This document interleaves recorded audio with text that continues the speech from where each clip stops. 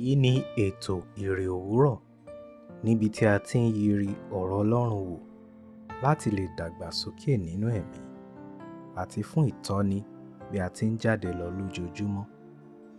Ìwé Bíbélì Àjùmọ tí a tẹ̀ jáde láti ọwọ́ àjọ ìwé mímọ́ Scripture Union Nigeria ni à ń lò. Bíbélì kíkà wa ní òwúrọ̀ yìí ni a ó rí nínú ìwé Jòhánù orí 19 ẹsẹ̀ ìkíní títí dé ìkẹrìndínlógún. Ó kà báyìí: nítorí náà ni Pílátù mú Jesu, ó sì nà án. Àwọn ọmọ ogun sì hun adé ẹ̀gún, wọ́n sì fi dé e ní orí. Wọ́n sì fi aṣọ ìgúnwà elése àlùkò wọ̀ ọ́. Wọ́n sì wí pé, kábíyèsí ọba àwọn Júù.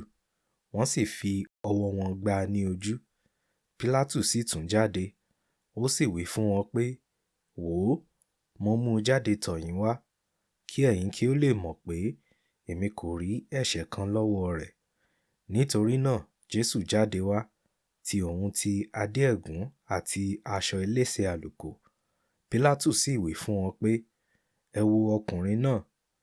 Nítorí náà nígbà tí àwọn olórí àlùfáà àti àwọn oníṣẹ́ rí i, wọ́n kígbe wípé, kàn án mọ́ àgbélébùú, kàn án mọ́ àgbélébùú. Pílátù wí fún wọn pé, ẹ mú un fún ara yín, kí ẹ sì kàn án mọ́ àgbélébùú, nítorí èmi kò rí ẹ̀ṣẹ̀ lọ́wọ́ rẹ̀. Àwọn Júù dá a lóhùn wípé, àwa ní òfin kan, àti gẹ́gẹ́ bí òfin wa, ó yẹ fún un láti kú, nítorí ó gbà pé ọmọ Ọlọ́run ni òun ń ṣe. Nítorí náà nígbà tí Pílátù gbọ́ ọ̀rọ̀ yìí, ẹ̀rù túbọ̀ bà á. Ó sì tún wọ inú gbọ̀ngàn ìdájọ́ lọ. Ó sì wí fún Jesu pé, níbo ni ìwọ ti wá? Ṣùgbọ́n Jesu kò dá a lóhùn. Nítorí náà Pílátù wí fún un pé, èmi ni ìwọ kò fọhùn sí? Ìwọ kò mọ̀ pé èmi ní agbára láti dá ọ sílẹ̀, èmi sì ní agbára láti kàn ọ́ mọ́ àgbélébùú? Jesu dá a lóhùn pé, ìwọ kì bá tí ní agbára kan lórí mi, bí kò ṣe pé a fi fún ọ láti òkè wá. Nítorí náà ẹni tí ó fi mí lé ọ lọ́wọ́ ni ó ní ẹ̀ṣẹ̀ pọ̀ jù.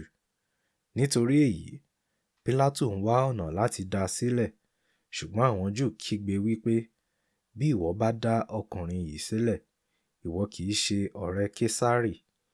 Ẹnikẹ́ni tí ó bá ṣe ara rẹ̀ ní ọba, ó sọ̀rọ̀ òdì sí Késárì. Nítorí náà nígbà tí Pílátù gbọ́ ọ̀rọ̀ wọ̀nyí, ó mú Jesu jáde wá, ó sì jókòó lórí ìtẹ́ ìdájọ́ ní ibi tí à ń pè ní òkúta títẹ́, ṣùgbọ́n ní èdè Hébérù Gábátà. Ó jẹ́ ìpalẹ̀mọ́ àjọ ìrékọjá, ó sì jẹ́ ìwọ̀n wákàtí ẹ̀kẹfà. Ó sì wí fún àwọn Júù pé, ẹ wo ọba yín. Nítorí náà wọ́n kígbe wípé, mú un kúrò, mú un kúrò, kàn án mọ́ àgbélébùú. Pílátù wí fún wọn pé, èmi yóò ha kan ọba yín mọ́ àgbélébùú bí? Àwọn olórí àlùfáà dáhùn wípé, àwa kò ní ọba bí kò ṣe Késárì.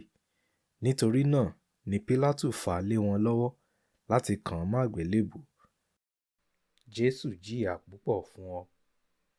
Nítorí ẹ̀tanú, a rí bí àwọn Júù ṣe ń fi Jesu ṣe ẹ̀sín ẹlẹ́yà nínú àyọkà wa ti òní. Lọ́nà kìíní, Pílátù kò rí ẹ̀ṣẹ̀ kankan sí Jesu. Òun pàápàá gbìyànjú láti dá Jesu sílẹ̀, ẹsẹ̀ 12. Ṣùgbọ́n nítorí àìní ìgboyà àti ìbẹ̀rù Késárì, Pílátù lu Jesu. Ó fà á lé àwọn Júù lọ́wọ́ láti kàn án mọ́ àgbélébùú. Ṣáájú àkókò yìí wọ́n ti dé Jesu ní adé ẹ̀gún. Ọmọ ènìyàn mà níkà o. Bí o ti ń gbé ìgbé ayé rẹ ní ojoojúmọ́, ṣé ìwọ náà kì í dé Jesu ní adé ẹ̀gún? Ìwà àti ìṣe rẹ, ṣé kò ì tí ì kan Jesu mọ́ igi àgbélébùú lákọ̀tun? Ǹjẹ́ ìwọ náà kò tí ì sẹ́ Jesu nítorí ohun tí o fẹ́ jẹ? Gbogbo Kìrìsìtẹ́nì gbọ́dọ̀ gbé ìgbé ayé tí ìjìyà Jesu yóò fi ní ìtumọ̀ ní agbo Kìrìsìtẹ́nì. Àdúrà: ràn mí lọ́wọ́ Ẹlẹ́dàá mi, kí kí Jésù má ṣe jìyà lásán lórí ayé mi. Àmín.